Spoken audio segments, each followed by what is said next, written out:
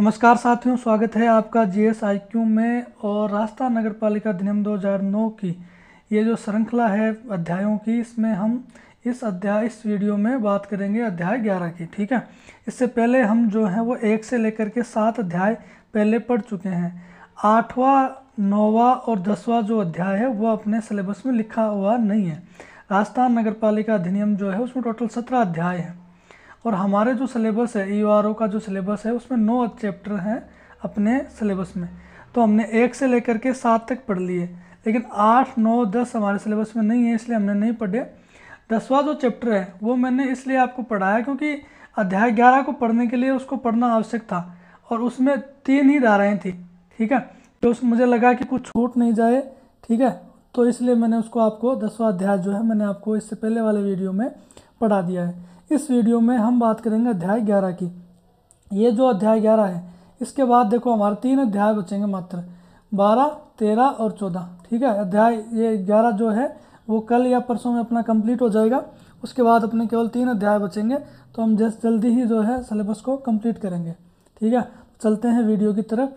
अध्याय 11 का नाम है नगरीय विकास और नगर योजना। तो इस वीडियो में हम क्या पढ़ने वाले हैं, नगरीय विकास, नगर के विकास के लिए क्या क्या योजनाएं बननी चाहिए और जैसे जैसे विस्तार होता जा रहा है नगर का, क्या क्या चीज़ें आवश्यक हैं उनका विस्तार करना। तो इनमें धाराएं कहाँ से कहाँ तक हैं, 159 से लेकर के 199 तक। ठीक है, चलते हैं धाराओं की तरफ। देखो, सबसे पहले तो अध्याय 11 नाम हमने पढ़ लिया, नगरीय विकास और नगर योजना। इसको हमने याद कैसे किया था, मैंने एक वीडियो बनाया था, उसमें मैंने ये बताया था कि अध्यायों को याद कैसे करें। ठीक है, चैप्टर को आप वीडियो अगर आपने नहीं देखा है तो उस वीडियो को देख लेना। मैंने याद करवाया था कि 11 सिटी। ठीक है, हॉलीवुड अगर आप मूवी देखते हो तो उसमें नाम आया होगा 11 सिटी।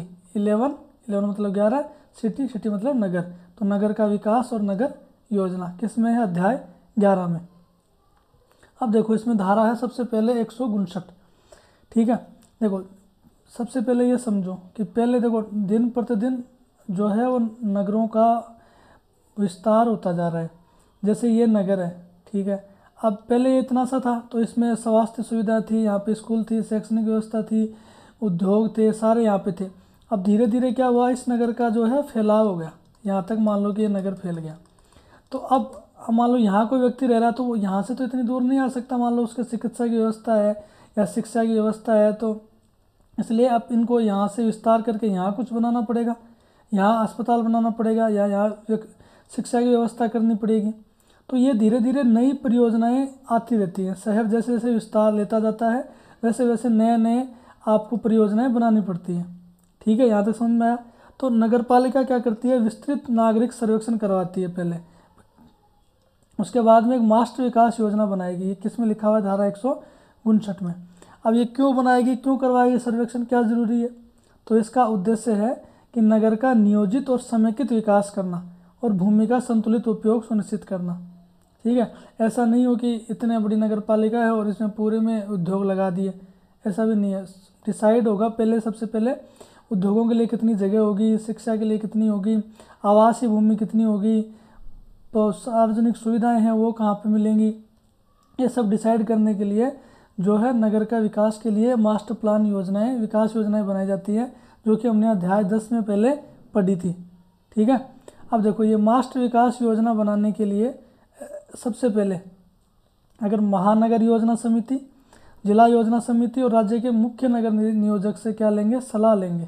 ठीक है, 159 में क्या लिखा हुआ है, दोबारा देखो 159 में लिखा हुआ है नागरिक सर्वेक्षण कराएगी और मास्टर विकास योजना और अन्य योजनाएं तैयार कराएगी। तो ये जो योजनाएं हैं वो डायरेक्ट तैयार नहीं करेगी, पहले परामर्श लेगी। परामर्श किस किस का लेगी, तो ये आपके ऑप्शन में आ सकते हैं कि नगर विकास योजना बनाने के लिए निम्नलिखित में से किसकी सलाह नहीं ली जाती। तो 3 तो ये होंगे, महानगर योजना समिति, जिला योजना समिति और राज्य के मुख्य निदेशक। ठीक है, तो ये हो गया परामर्श। उसके बाद में 3 प्रकार की योजनाएं बनाई जाती हैं। सबसे पहले हमने क्या किया, नागरिक सर्वेक्षण किया। सबसे पहले नागरिक सर्वेक्षण, उसके बाद नगर विकास योजना। नगर विकास योजना किसके परामर्श से बनाई जाएगी, महानगर योजना समिति, जिला योजना समिति और राज्य के मुख्य नगर नियोजक से सलाह लेंगे। उसके बाद आपको योजना बनानी पड़ेगी। तो ये योजना कैसे कैसे बनेगी, कितने प्रकार की योजनाएं बनाएंगे, तो सबसे पहले हम क्या दूरदर्शी लक्ष्य डिसाइड करेंगे लॉन्ग। सबसे पहले मास्टर विकास योजना, मास्टर विकास योजना 20 वर्ष के लिए बनाई जाएगी और इसके निष्पादन के लिए बीच बीच में 5 वर्ष से निष्पादन योजना के हमने कितना कितना काम किया है, कितना प्रदर्शन वो होता है ना, वो निष्पादन योजना बनाई जाएगी। अब इस निष्पादन योजना के लिए भी वार्षिक नगरपालिका कार्य योजना बनाई जाएगी। 1-1 वर्ष का टारगेट लेंगे, 1-1 वर्ष का टारगेट में छोटे छोटे टुकड़ों में बांट देंगे। और अगर नगरपालिका चाहे तो वार्ड के लिए, प्रत्येक वार्ड के लिए एक अलग से योजना भी बना सकती है। मास्टर विकास योजना समझ में आ गई। सबसे पहले परामर्श, उसके बाद 3 प्रकार की योजनाएं बनाएंगे। सबसे पहले 20 वर्ष की, फिर 5 वर्ष की, और उसको भी 1-1 वर्ष में तोड़ेंगे। और चाहे तो प्रत्येक वार्ड के लिए अलग से योजना भी बना सकते हैं।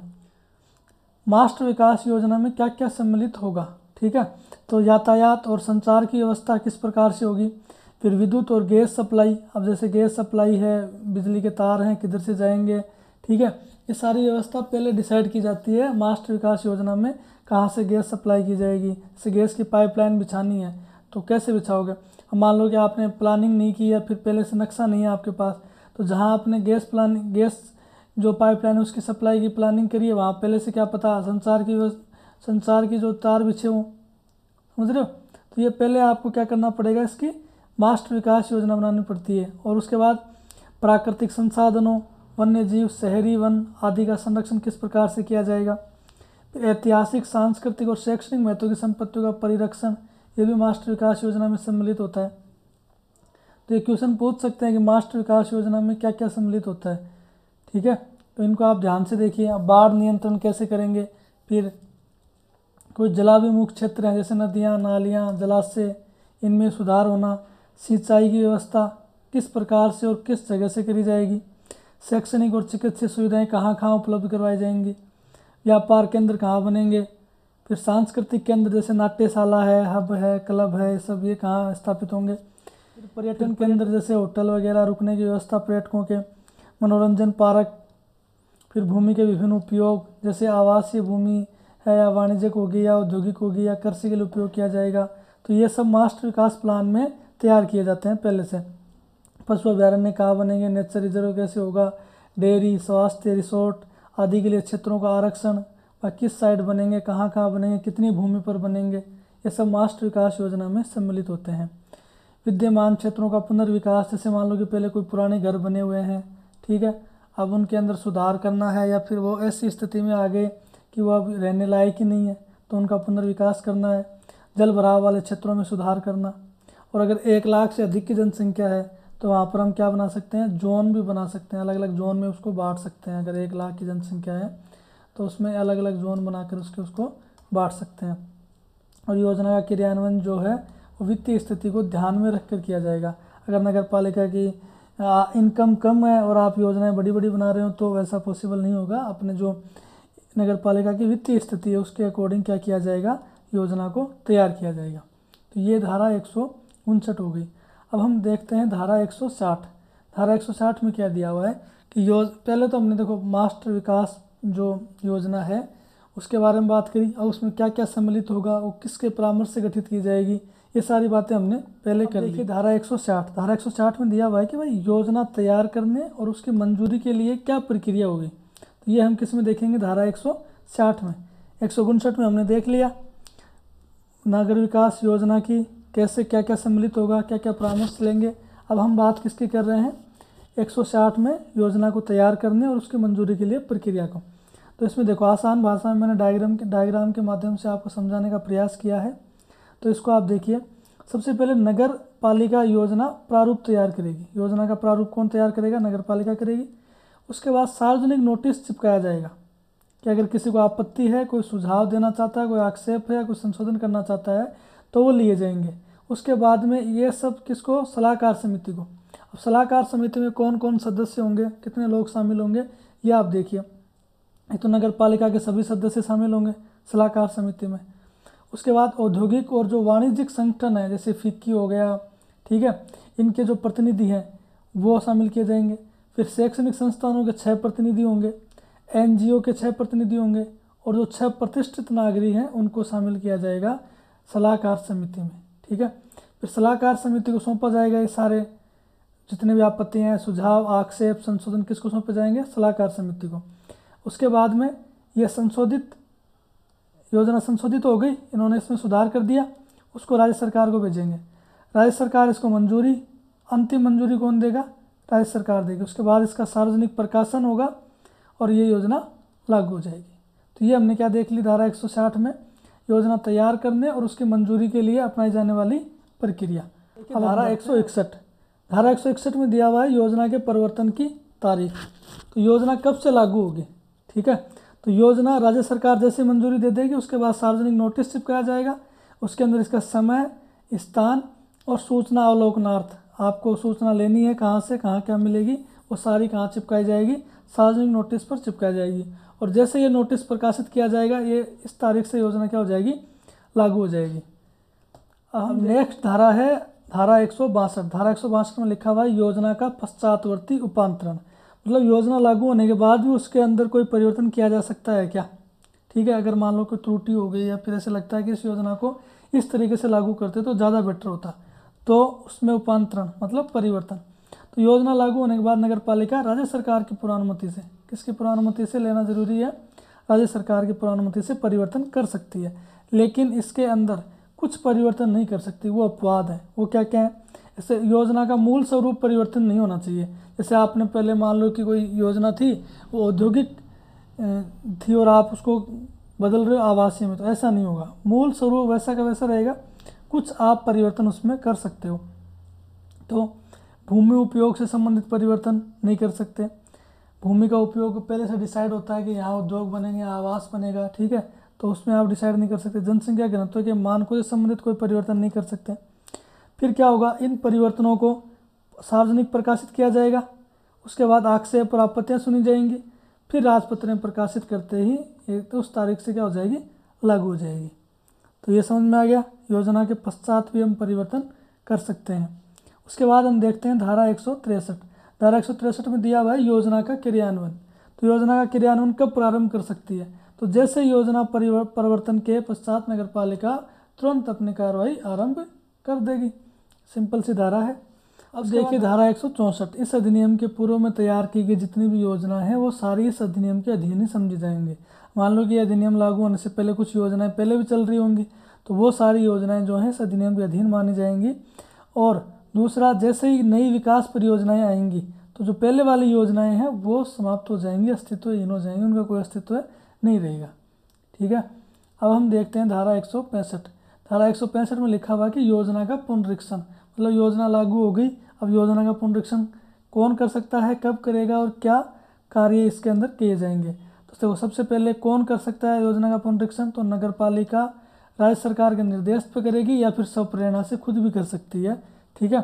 समय क्या रहेगा, योजना परिवर्तन के 10 वर्ष के भीतर करना पड़ेगा, 10 वर्ष से ज़्यादा हो गए तो नहीं होगा, ठीक है। फिर क्या क्या कार्य करेगी नगर पालिका, तो सबसे पहले नागरिक सर्वेक्षण करवाया जाएगा, उसके बाद भू उपयोग का मानचित्र तैयार करवाया जाएगा और पुनरीक्षण करेगी। पुनरीक्षण के बाद इसका प्रकाशन होगा, प्रकाशन के बाद मंजूरी मिलेगी, मंजूरी मिलते ही पुनरीक्षित मास्टर विकास परियोजना इसको हम बोलेंगे। पहले मास्टर विकास परियोजना थी, अब हमने इसका पुनरीक्षण कर दिया, तो ये क्या हो गई, पुनरीक्षित मास्टर विकास योजना। तो समझ में आ गया होगा, छोटी सी सिंपल सी धारा है। योजना का पुनरीक्षण करना है, कौन करेगा, नगर पालिका करेगी, राज्य सरकार के निर्देश से भी कर सकती है, खुद की स्वप्रेरणा से भी कर सकती है, 10 वर्ष के भीतर करना होगा। क्या क्या करेगी, नागरिक सर्वेक्षण करवाएगी और भू उपयोग का मानचित्र तैयार करवाएगी। उसके बाद राज्य सरकार को भेजेगी, राज्य सरकार इसको मंजूरी देगी, मंजूरी देते ही क्या कहलाएगी, पुनरीक्षित मास्टर विकास योजना कहलाएगी। ये होगी धारा 165।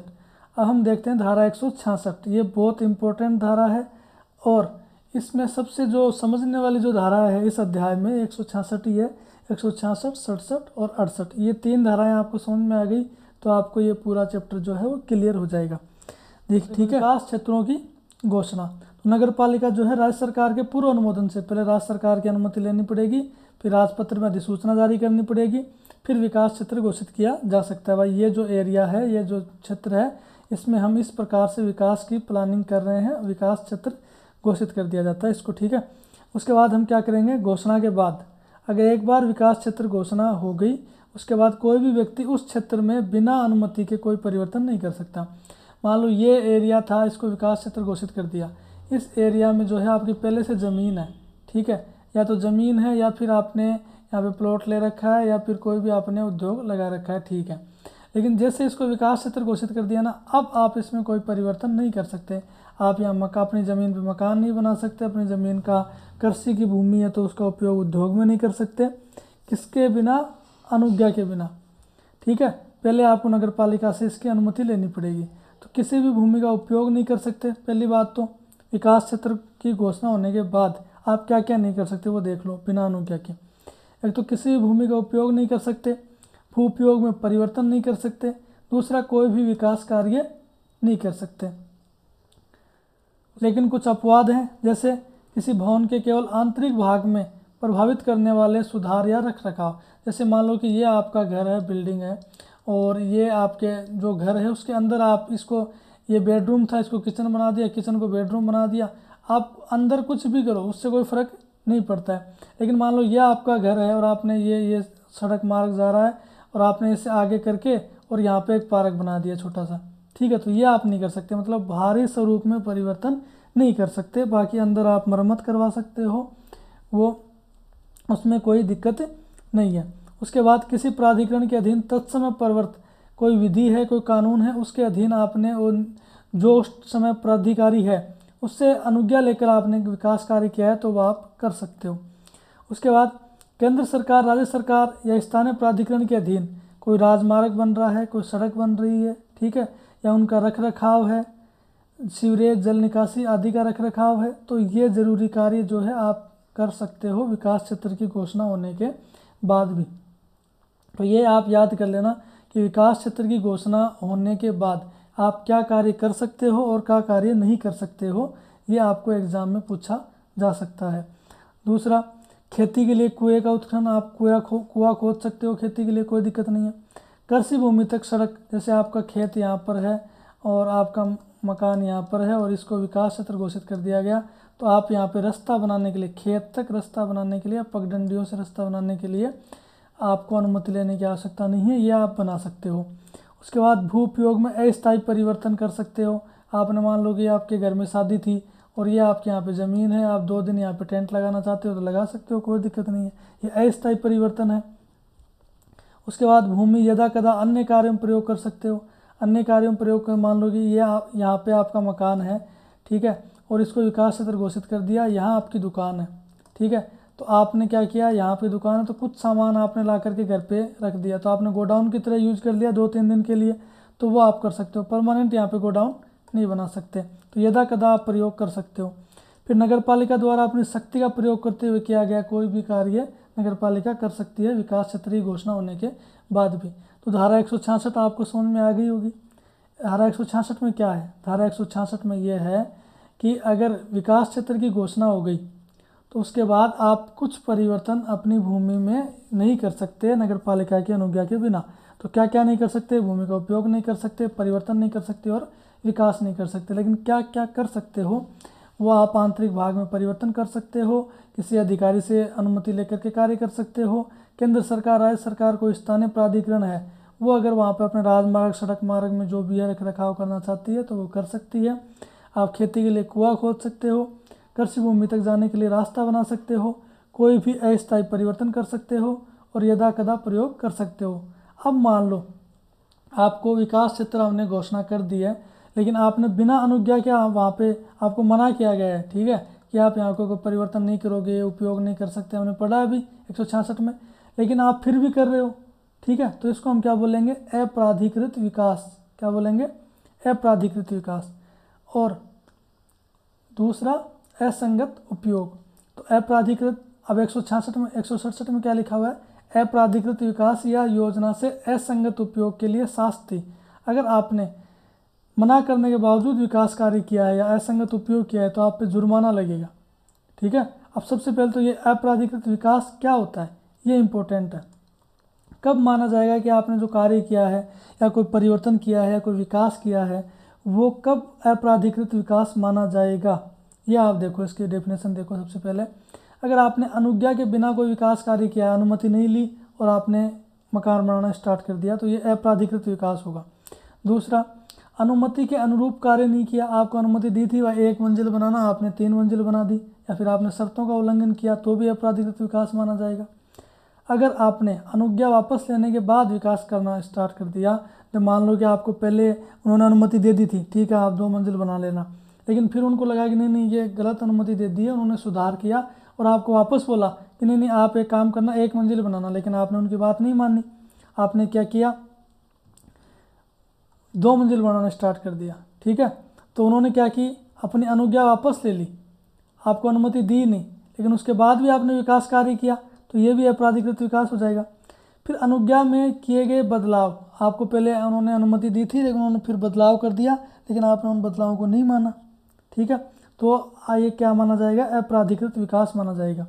अब इसमें देखो 2 चीज़ें हैं, एक तो बिना अनुज्ञा के आप क्या कर रहे हो, विकास कार्य कर रहे हो, और दूसरा अनुज्ञा वापस लेने के बाद कार्य कर रहे हो। इसका मतलब अनुज्ञा वापस लेने का मतलब है आपको उन्होंने अनुमति दी नहीं, ठीक है, अनुमति वापस ले ली, इसका मतलब आपको अनुमति नहीं है, और अनुमति के बिना विकास कार्य कर रहे हो, तो ये क्या हो गया, अपराधिकृत विकास हो गया। अब क्या करेगा, आपने अगर मकान बनाया तो उसको तोड़ा जाएगा, उसको समूल नष्ट कर दिया जाएगा।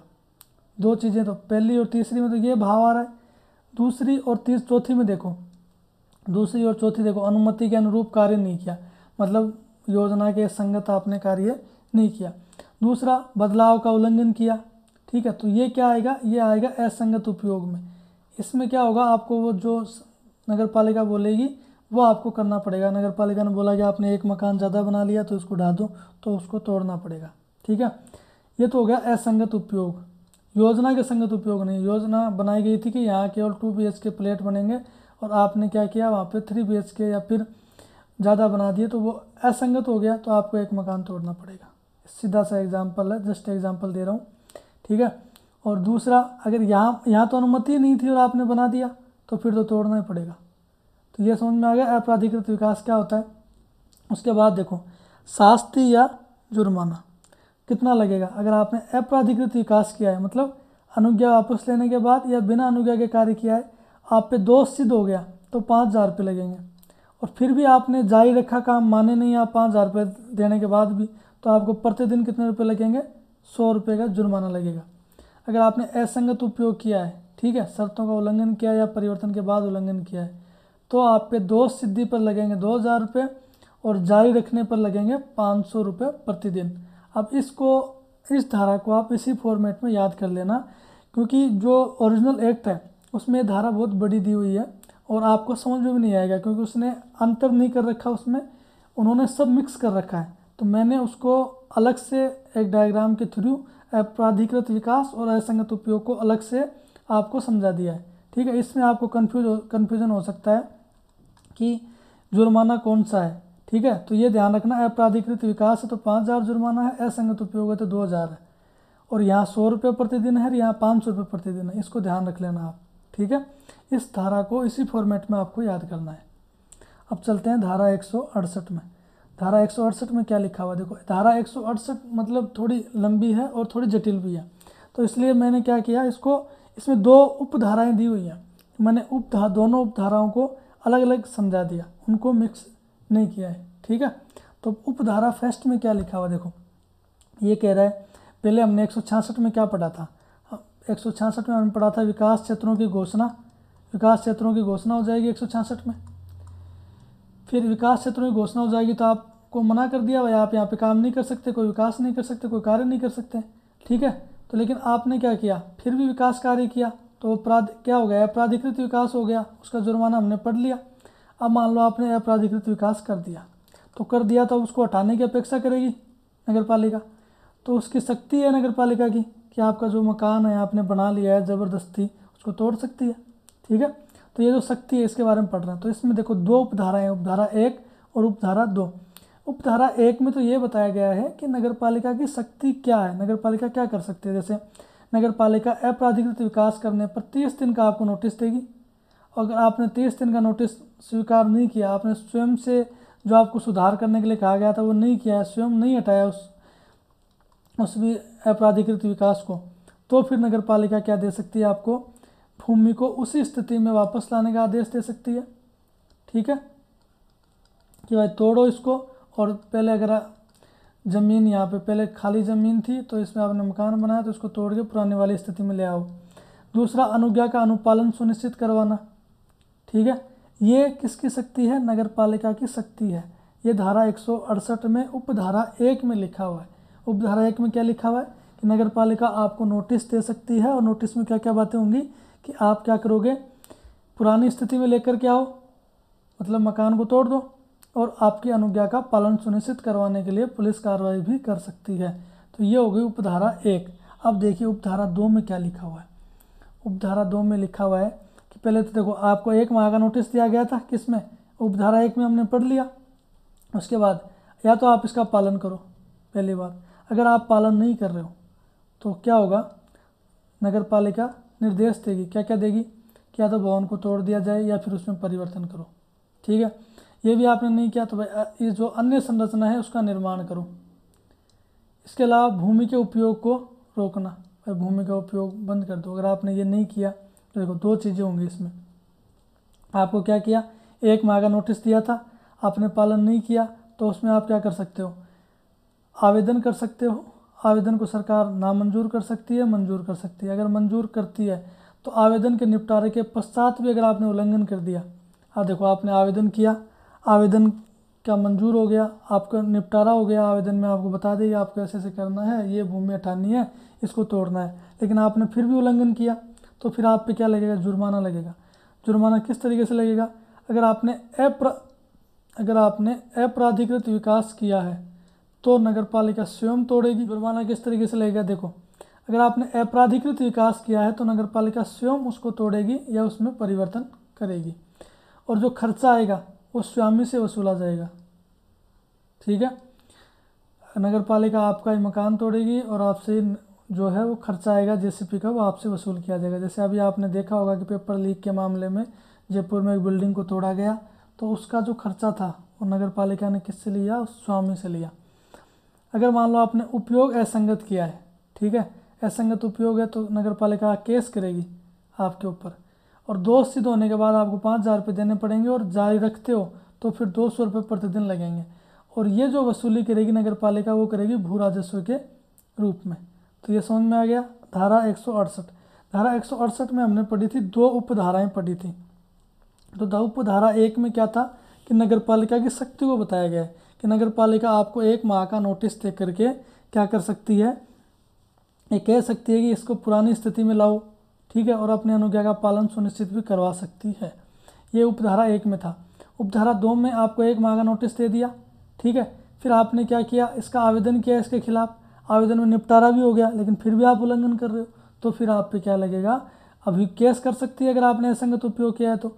2 सिद्धि 5,000 रुपये, जारी रहेंगे तो 200 रुपये प्रतिदिन भू राजस्व के रूप में वसूली की जाएगी। अगर अपराधिकृत विकास है तो नगर पालिका स्वयं आएगी जेसीपी लेकर के, आपके मकान को तोड़ देगी, और तोड़ने के बाद बोलेगी जेसीपी का इतना खर्चा हो गया, हमारे 2 घंटे जेसीपी चली है, वैसा पैसे दो, ठीक है। आपको ये बात अजीब लग रही होगी कि उसका ही घर टूट रहा है, उसी से खर्चा ले रहे हैं।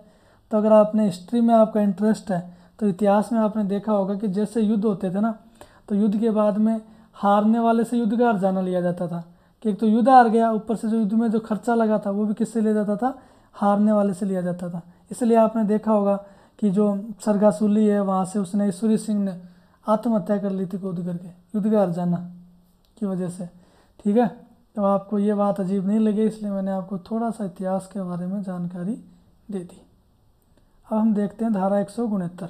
धारा 169 में लिखा हुआ है अपराधिकृत विकास को रोकने की शक्ति। देखो हमने पढ़ी थी धारा 168 और 169, देखो दोनों में अंतर क्या है। 168 में तो ये कहा गया है कि आपने अपराधिकृत विकास कर दिया है, ठीक है, उसको हटाने की शक्ति है, ठीक है, उसको तोड़ने की शक्ति है। लेकिन 169 में क्या है कि आपने अपराधिकृत विकास कार्य चल रहा है, काम चल रहा है, आपने अपराधिकृत विकास पूरा हुआ नहीं है, ठीक है, आप काम कर रहे हो, तब रोकने की शक्ति। तो 169 और 168 में समझ में आ गया होगा। 168 तो काम होने के बाद में और 169 चालू काम में, ठीक है। तो अगर कोई निर्माण कार्य चल रहा है, क्या कर रहा है, निर्माण कार्य चल रहा है, तब क्या होगा, देखो पहले नोटिस दिया जाएगा 1 माह का, फिर उल्लंघन, फिर भी नोटिस का भी आप उल्लंघन कर रहे हो तो फिर आप पे क्या लगेगा, जुर्माना। जुर्माना कितना लगेगा 5,000 रुपये। और अगर आप फिर भी नहीं मानते हो, जारी रखते हो, तो लगेगा 500 रुपये प्रतिदिन। अब फिर भी आप नहीं माने तो नगर पालिका क्या करेगी, पुलिस कार्रवाई करेगी, पुलिस को बुलाएगी और आपका जो सामान है, जितने भी औजार हैं, कारीगर हैं, जितने भी सामान उसको क्या जब्त करवा देगी। ठीक है, और आप पे जुर्माना लगाएगी 5,000 रुपये और 200 रुपये प्रतिदिन। ठीक है, और इसका जो खर्चा वो किससे वसूला जाएगा, स्वामी से वसूला जाएगा। और व्यथित व्यक्ति नुकसानी का कोई दावा नहीं कर सकता। ठीक है, आप ऐसे अपेक्षा करो कि चलो मैं मकान इधर से मकान बना रहा था और नगर पालिका इसको बनाने नहीं दे रही, तो नगर पालिका मेरे को खर्चा दे देगी, तो नगर पालिका आपको कोई खर्चा नहीं देगी। ठीक है, तो ये है धारा 169 में लिखा हुआ अपराधिकृत विकास को रोकने की शक्ति। धारा 168 और 169 को आप एक साथ याद करोगे। कैसे करोगे, एक साथ याद। 168 देखो, पहले पढ़ने का कायदा तो 169 को है, क्योंकि ये निर्माण कार्य जब चल रहा है तब रोक लगाती है, और 168 निर्माण कार्य पूरा होने के बाद में उसको तोड़वा देती है। ठीक है, तो 168 और 169 को एक साथ याद कर लेना आप। उसके बाद में हम बात करते हैं धारा 170 की। धारा 170 में क्या लिखा हुआ है, धारा 170 में लिखा हुआ है अपराधिकृत अस्थायी विकास। ठीक है, वो तो क्या था, मिट्टी कंकर ईंट पत्थर से बना हुआ, और ये क्या है अस्थायी प्राधिकृत विकास का मतलब है जैसे आपने कोई टेंट लगा लिया, या फिर आपने देखा होगा कि ये शहरों के अंदर ये सड़क के पास ठेले लगे होते हैं या छोटे छोटे रेहड़ियाँ ये लगी होती हैं, ये क्या है अस्थायी विकास है। ठीक है, अब आप जाओगे इनको बोलोगे हटा देंगे, अस्थायी विकास हो गया, या शाम को घर चले जाएंगे अपने, तो ये क्या है अस्थायी विकास है। इसको संक्षिप्त हटाया जाना। आप क्या करोगे, पहले तो 15 दिन का नोटिस दोगे, इनको नोटिस दोगे 15 दिन का। अगर आप नोटिस का उल्लंघन कर देते हैं, नोटिस को नहीं मानते हैं, तो आप जाओगे बिना कोई नोटिस के इनकी गाड़ियों को हटा दोगे। ठीक है, ये स्थायी विकास। अगर आपने फिर से पुनरावृत्ति करी तो आप फिर आपको नोटिस देने की आवश्यकता नहीं है, आप दूसरे दिन जाओ बिना नोटिस के इनको वहाँ से हटा दोगे। आप जयपुर में रहते हो अगर, तो आपने देखा होगा कि कई बार नगर पालिका वाले आते हैं और इनके जो चाय वाले जो होते हैं उनको उठा के ले जाते हैं, चाय वाले दुकानें जो छोटे छोटे खोखे होते हैं, या फिर जो रेडी वाले होते हैं, वो कई बार अंदर चले जाते हैं कि भाई आज नगर पालिका वाले आए हुए हैं। ठीक है, लेकिन इसमें एक अपवाद है। अपवाद क्या है कि अगर मान लो कि आपने कोई नगर पालिका की ज़मीन है, ठीक है, और आपने उस पर फसल खड़ी कर दी, अनाज बो दिया, ठीक है, तो अब आपको तुरंत नहीं हटाया जा सकता वहाँ से। ऐसे नहीं कि चला के वो ट्रैक्टर चला जाएगी फसल को हटा दो यहाँ से, ऐसे नहीं होगा। आपको कम से कम 6 महीने का टाइम दिया जाएगा ताकि आप उस फसल को काट सको, एक तरीकरण कर सको, उसको इकट्ठा कर सको। ठीक है, फिर वहाँ से ले जा सको, तो इसका समय आपको दिया जाएगा कम से कम 6 माह। तो खड़ी फसल को संक्षिप्त नहीं हटाया जाएगा। ये किसमें लिखा हुआ, धारा 170 में। ठीक है, तो हमने धारा कहाँ से कहाँ तक पढ़ ली है, धारा 159 से लेकर के धारा 170 तक पढ़ ली है। देखो इसको एक साथ इसको आना, एक बार आप फिर से देखो, एक बार फिर से देखो, रिलेट करने का प्रयास करो। हमने पढ़ी थी धारा 166 में हमने पढ़ा था क्या, हमने पढ़ा था विकास क्षेत्रों की घोषणा। ठीक है, हमने क्या पढ़ा था, विकास क्षेत्रों की घोषणा पढ़ी थी। फिर हमने पढ़ी थी धारा 167। 166 में हमने विकास क्षेत्रों की घोषणा कर दी थी। ठीक है, विकास क्षेत्रों की घोषणा करने का मतलब है कि आप इस पे नगर पालिका की अनुमति के बिना कोई निर्माण कार्य या कोई विकास कार्य नहीं कर सकते। ठीक है, उसके बाद हमने, अगर आप करते हो तो उसको हम क्या बोलेंगे, अपराधिकृत विकास बोलेंगे। अब ये अपराधिकृत विकास अगर आप करते हो तो इस पर क्या जुर्माना लगेगा, क्या शास्ति लगेगी, ये हमने क्या पढ़ी थी 168 में। फिर भाई साहब हम इस अपराधिकृत विकास को रोकने के लिए नगर पालिका की शक्ति, तो वो किस में पड़ी थी, धारा 168 में इसको रोकेंगे। अगर मान लो ये बनने के बाद है, अगर ये निर्माण कार्य चल रहा है, अपराधिकृत विकास कार्य चल रहा है, तो क्या होगा, तब कैसे हटेगा, वो निर्माण कार्य चल रहा है, तो वो किस में देखा था, धारा 169 में। ठीक है, उसके बाद देखो हमने पढ़ी थी धारा 170। धारा 170 में हमने देखा था कि कोई अस्थायी परिवर्तन है, ठीक है, अस्थायी परिवर्तन है तो उसको हम संक्षिप्त हटा सकते हैं, लेकिन खड़ी फसल को हटाने के लिए 6 महीने का टाइम आपको देना पड़ेगा। तो रिलेट करो, देखिए धारा 166 में विकास क्षेत्रों की घोषणा, अगर इसके अलावा आप ज़बरदस्ती काम करते हो तो अपराधिकृत विकास होगा। अपराधिकृत विकास को रोकने के लिए धारा 168 है, काम होने के बाद। अगर धारा काम चल रहा है तो धारा 169 होगी, और अगर कोई अस्थायी परिवर्तन है तो उसके लिए धारा 170। तो अब आपको ये डायग्राम से समझ में आ गया होगा, रिलेट किया होगा 167, 166, 67, 68, 69 और 70 किससे रिलेटेड है? अप्राधिकृत विकास से रिलेटेड है। ये यहाँ तक आपको समझ में आ गया होगा। अब हम थोड़ा सा पीछे वाला और रिवीजन कर लेते हैं। पीछे वाला रिवीजन ये करते हैं कि धारा 159 हमने सबसे पहले कौन सी धारा पढ़ी थी? 159। 159 में हमने ये पढ़ा था कि नागरिक